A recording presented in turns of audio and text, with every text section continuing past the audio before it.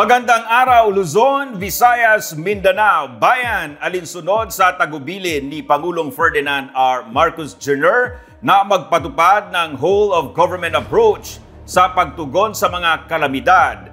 Nagsanebpuwersa na ang iba't ibang ahensya ng pamahalaan para sa agarang paghahatid ng tulong sa mga nasalanta ng malawakang pagbaha sa Maguindanao del Sur. Sa pangunguna ng Office of Civil Defense at pagkikipagtulungan ng Armed Forces of the Philippines, naihatid na ang relief goods mula sa Philippine Charity Sweepstakes Office sa Cotabato para maipamahagi naman sa mga biktima ng pagbaha. Kumuha tayo ng Civil Defense in Action update sa Maguindanao del Sur mula sa ating kasamahang si Laila Obtinalia. Narito tayo sa Barangay Magaslong, isang barangay sa Datupiang na kabilang sa 14 na bayan na apektado ng lubhang pagbaha sa Maguindanao. Ayon nga sa mga residente, halos 3 magkakasunod na taon na nilang problema ang pagbaha at pagtaas ng tubig na kung minsan ay umaabot pa ng lagpas tao ang lalim. Kaugnay nga nito ay ipinag-utos ni President Ferdinand Marcos Jr. ang agarang pagpapadala ng tulong sa mga apektadong pamilya. Ganito katindi ang lawak ng pagbaha sa Maguindanao del Sur nitong May 14, bunsod ng epekto ng Intertropical Convergence Zone o ITZZ. Sa aerial survey na isinagawa ng Office of Civil Defense, Bangsamoro Autonomous Region at Philippine Air Force, makikitang lubog sa baha ang maraming bahay at taniman. Aabot sa 30,000 individual ang apektado ng malawakang pagbaha, dahilan para isailalim sa state of calamity ang bayan ng Ampatuan, Datupiang at Mama Sapano. Isa ang pamilya ni Baby Muhammad sa mga lumikas matapos ang matinding pagbaha sa sitio Lintukan, Magaslong sa bayan ng Datupiang. Kasama ang kanyang asawa at 4 na anak, halos 1 linggo na silang nanunuluyan sa evacuation center sa Town Plaza ng Datupiang. Ayon kay Baby, nakaranas na rin sila ng ganitong pagbaha taong 2024 at ang plasang ito rin ang naging takbuhan nila noon. Simula ng 2024, lagi na pong nagbabaha sa amin. Tapos dito na po kami lagi nag-evacuate sa Town Plaza ng Datupiang. So ano ba, gaano po kataas yung tubig? Hanggang dito po, sa Baywang. Bagaman mainit, siksikan at hindi naaangkop sa mga batang kagaya ng mga anak ni Baby ang sitwasyon sa evacuation center, mas mainam na raw ito kaysa manatili sila sa bahay nila na hanggang ngayon ay lubog pa rin sa tubig baha. Isang karpintero ang asawa ni Baby habang siya naman ang naiiwan sa bahay para mag-alaga sa 4 nilang anak. Dahil sa pagbaha, apektado ngayon ang hanap buhay ng kanyang asawa. Ayon kay OCD Bar Director Joel Mamon, 16 na barangay sa bayan ng Datupiang ang nalubog sa baha. Ito'y matapos magkaroon ng flash flood nitong May 15, bunsod ng magdamag na buhos ng ulan. Ipinaliwanag din ni Director Mamon ang papel ng Ligwasan Marsh at Rio Grande de Mindanao sa kasalukuyang pagbaha. So the rains coming from South Cotabato and Sultan Kudarat, no? And Maguindanao, that's aggravating the situation. All waters coming from the South Cotabato and Sultan Kudarat will pass through yung Buluan Lake and then Ala River, then Cabulnan River sa yung from Daguma Range bababa dito sa atin. So maramdaman yung pagtaas ng tubig. Aggravating to it, yung pati mismo yung Maguindanao del Sur, malakas po yung ulan. So it affects more or less 14 municipalities dito sa Maguindanao del Sur, may 2 sa Maguindanao del Norte.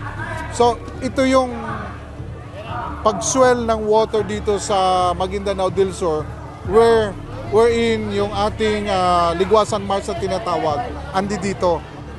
So andito. So nag-ipon-ipon dito, aggravating to that, mayroon tayong tubig galing ng North Cotabato at saka Bukidnon areas that also affect yung Montawal, Pagalungan o Maguindanao del Sur at saka yung pikit ng North Cotabato and the SGA, yung Special Geographic Areas, consisting of 8 municipalities, which these municipalities are within the low-lying areas within the Ligwasan Marsh and towards the Rio Grande.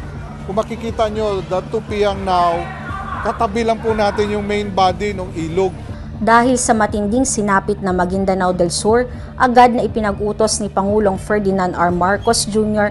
ang agarang pagpapaabot ng tulong sa mga nasalanta ng pagbaha.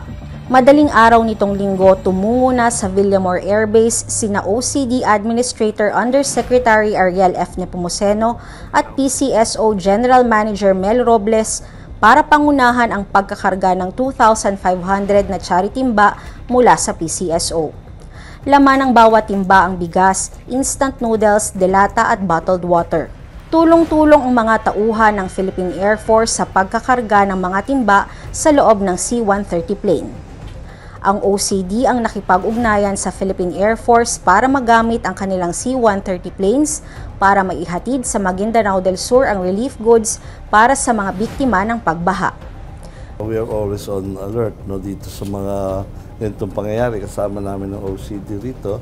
At itong kabilin-bilin ng Presidente sa amin to always be on guard and to be of help sa ating mga kababayan. Yung mga charity timba, these are ready to eat and easy to open mga canned goods na we hope maiibsan yung immediate na pangailangan natin mga kababayan sa datot yan. Well, we would like to assure yung ating mga kababayan that the President is on top of the situation and he is always instructing us to utilize whatever resources we have. Bukod dun sa mismong tulong na manggagaling sa PCSO, yung maramdaman ng ating mga kababayan na hindi sila nakakalimutan. Dahil yung pinagdadaanan nila ngayon, mabigat talaga, pero yung maipapakita natin sa kanila na nandiyan ang pamahalaan natin, yung DSWD at DOH, including OCD, binibigay natin sa ating mga kababayan yung food items, ibig sabihin yung mga pagkain na kailangan nila, at non-food items, mainly hygiene kits, medical kits, importante lahat yan. So, noon pa man, since May 14, May 14 nagsimula lahat yan. So, the next day, May 15, nandyan na lahat naman yung tulong, especially from the DSWD. So, then sunod-sunod na yan. And then the other day, may mga nanggaling din na tulong, including from the private sector, including yung GMA Kapuso Foundation, at of course ngayon ang PCSO, natutuwa kami, lagi namin partner ang PCSO. Lahat kasi kami tumutugon sa panawagan ni Presidente Bongbong Marcos na dapat tuloy-tuloy talaga yung ating pag-alalay sa ating mga kababayan. Pasado alas 6 ng umaga nang makalipad ang C-130 patungong Mindanao. Pagdating sa Awang Airport sa Cotabato, nagtulong-tulong naman ang mga tauhan ng Armed Forces of the Philippines sa paglilipat ng mga charity timba sa mga truck. Pinangunahan mismo ng OCD Bangsamoro Autonomous Region ang pamimigay ng mga charity timba mula PCSO sa mga residenteng nasa evacuation centers. Para kay Baby Muhammad, napakalaking tulong para sa kanila ang mga ipinamahaging relief goods mula PCSO. Maraming salamat po sa agarang tulong ng government sa amin. Sobrang laking tulong po sa amin yung binigay ng PCSO dahil pang-araw-araw namin, pangangailangan. Ang 2,500 na charity timba ay ikalawang bugso na ng relief operation ng PCSO. Sa unang bugso ay naipamahagi na ang 1,000 relief packs sa mga apektadong evacuee. Patuloy naman ang pagtulong ng Office of Civil Defense at ng Philippine Air Force sa mga ahensya at organisasyon na nagpapadala ng tulong sa Mindanao. Alinsunod sa tagubili ni President Ferdinand Marcos Jr.